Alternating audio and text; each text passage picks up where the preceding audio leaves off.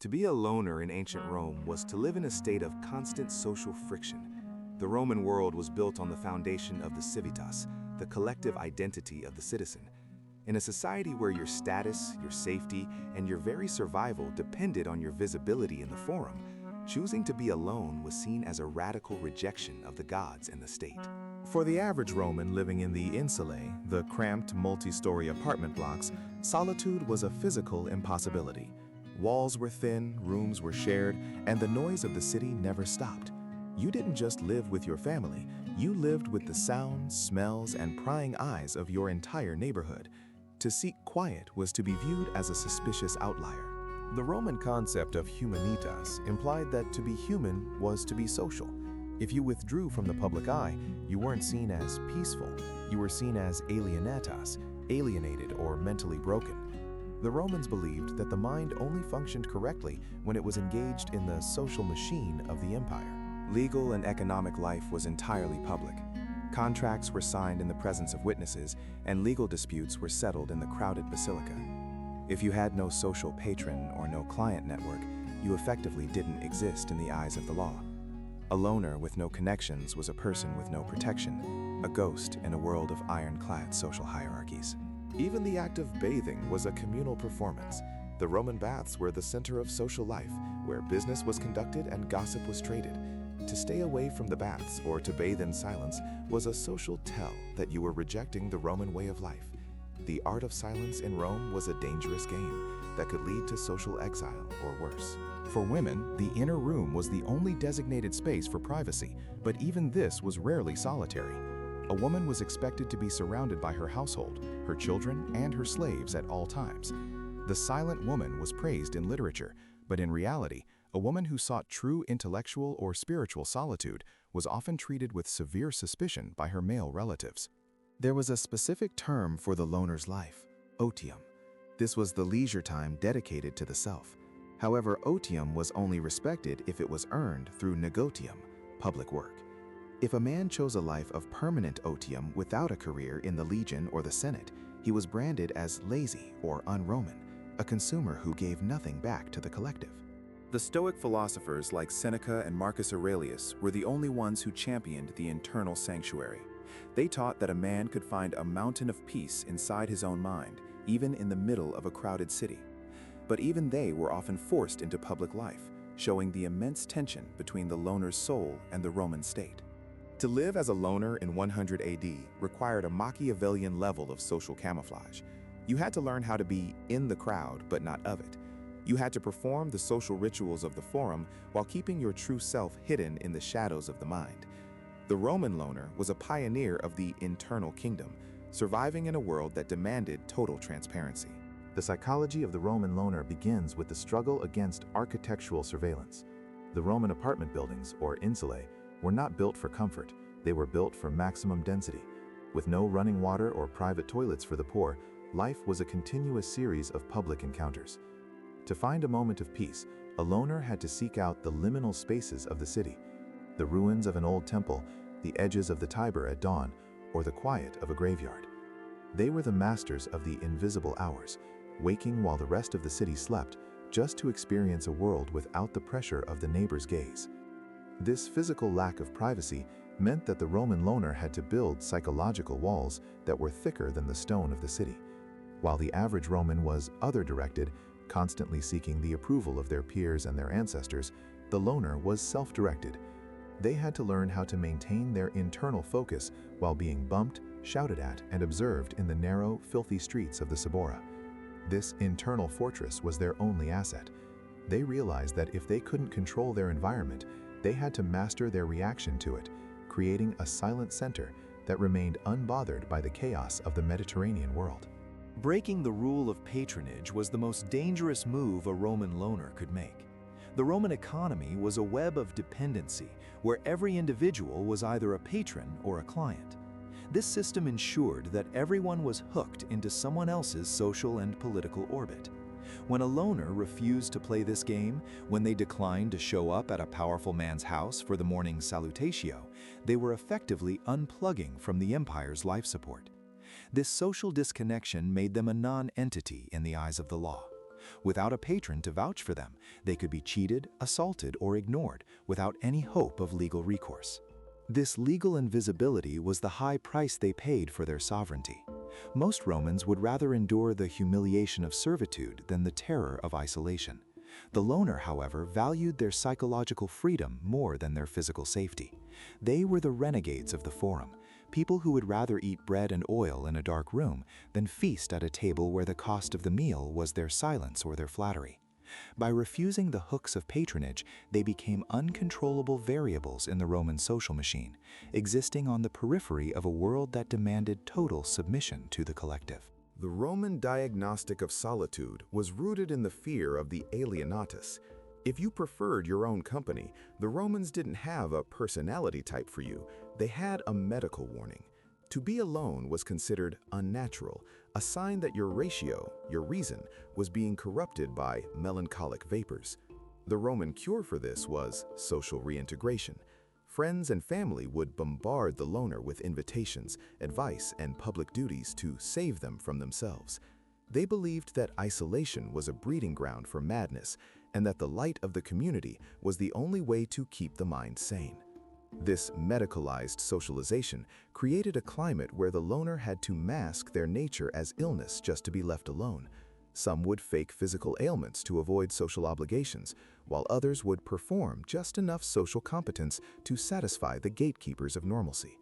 The Roman loner lived in a state of constant performance, a double life where their true thoughts were recorded only in private journals or shared with a single trusted friend.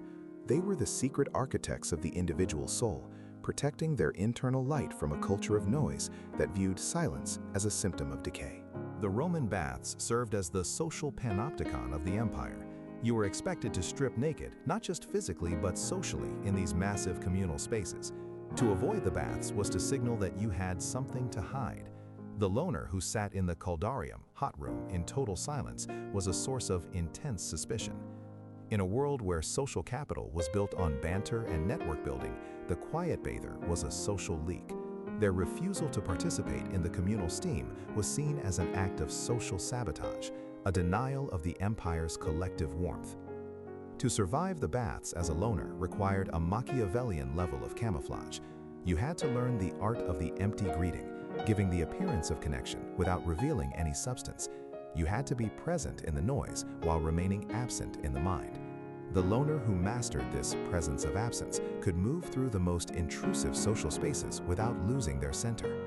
They were the ghosts of the bathhouse, people who had learned that true privacy is not found in walls, but in the impenetrability of the gaze. They were unreadable in a transparent world. Rural hermit life in the Roman provinces was a war of attrition against superstition. While the city loner could hide in the crowd, the rural loner was exposed to the village eye. A man who lived alone in the hills of Gaul or the deserts of Egypt was seen as a vessel for spirits. If the harvest failed or the cattle died, the strange man in the cave was the first to be blamed. His solitude was not respected as spiritual, it was feared as unholy. The rural loner had to be exceptionally strong or exceptionally useful as a healer or a tracker, just to avoid being stoned or driven out by the fearful collective. This social exclusion often forced the loner into extreme self-reliance. They had to be their own doctor, their own soldier, and their own priest. They lived in a dialogue with nature that the city dwellers couldn't comprehend. By removing the human audience, they sharpened their senses to the vibrations of the earth. They were the pioneers of the wild mind, surviving on the fringes of civilization and paying the price of safety for the luxury of the stars. Their loneliness was a calculated risk, a trade where they gave up human comfort for universal clarity. The Roman household, the familia, was a collective machine where the individual was submerged under the authority of the pater familias. Even as an adult man, your decisions, your money, and your time were technically owned by the head of the family. The loner who wanted autonomy had to negotiate every moment of silence. Privacy was a theft from the family's energy. A son who wanted to read alone was seen as neglecting his duty to the ancestors. The home was not a sanctuary, it was a workplace of social obligations and ritual observances. For the loner woman, this pressure was absolute. Her virtue was tied to her visibility within the domestic sphere. To seek the void was to be unfit for the roles of wife or mother. The Roman loner woman was an internal rebel, finding solitude in the rhythm of the loom or the silence of the garden. She had to hide her intellectual life within the performative roles society demanded of her. She was the silent architect of her own internal reality, living a life of the mind that her husband and children could never access or understand. Economic visibility was the primary control mechanism for the Roman state. There were no bank accounts or private ledgers that the patron or the censor couldn't investigate. Your wealth was your reputation. If you were a loner who didn't socialize, you were uncreditworthy. You had no one to vouch for you in the market or the court. The Roman loner often had to live in poverty just to stay quiet.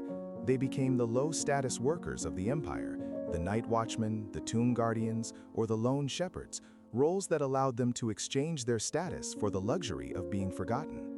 This economic exile was a voluntary choice for many. They realized that wealth in Rome was a leash. To be rich was to be constantly surrounded by parasites and clients. The unbothered loner chose minimalism as a strategic asset. By needing nothing, they became unbribable. They were the sovereigns of the small life, living on olives and bread so they could own their own time. Their lack of ambition was a Machiavellian shield that made them invisible to the social climbers and political manipulators who preyed on the desirous.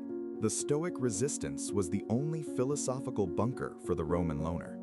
Figures like Epictetus taught that external events were irrelevant and that the only territory you own is the space behind your eyes. This internalization of reality allowed the loner to survive the noise of Rome without breaking. They learned to be in the crowd while staying in the cell of the mind. This dual existence was the ultimate psychological hack. It turned the crowded city into a training ground for mental discipline. However, this Stoic path was lonely and difficult. It required a daily war against the instinct to fit in. The Stoic loner had to practice being ignored and mocked. They would walk the streets in plain clothes, deliberately seeking out social discomfort to harden their soul against shame. They were the psychological soldiers of the empire, building a fortress that no emperor could breach. Their stillness was a defiance of the world's chaos, a declaration that the self is the only empire worth defending. Public shaming was the Roman social whip used to correct the loner. In the Forum, reputation was everything. If you were shamed by the censor or the people, you were effectively dead. The Romans used infamia, a legal state of dishonor, to strip the individual of their social rights. The loner who ignored the crowd was constantly risking this social death. They had to develop a rugged internal core to withstand the whispers. They were the individuals who realized that public opinion is just wind, and that a solid stone doesn't move for the gale. This immunity to shame made the loner deeply intimidating to the performative Roman. The Romans depended on mutual shame to keep the peace. A person who didn't care what the Forum thought was a dangerous variable. They could speak the truth that everyone else was too scared to utter. The Roman loner was the mirror of the empire, reflecting the rot and the falseness of the collective performance simply by refusing to participate in it. Their refusal to be shamed was the final victory of the individual soul. Paradoxical solitude was the urban loner's greatest discovery. In a city of 1 million people, anonymity became possible for the first time in human history. In the small village, everyone knew your name.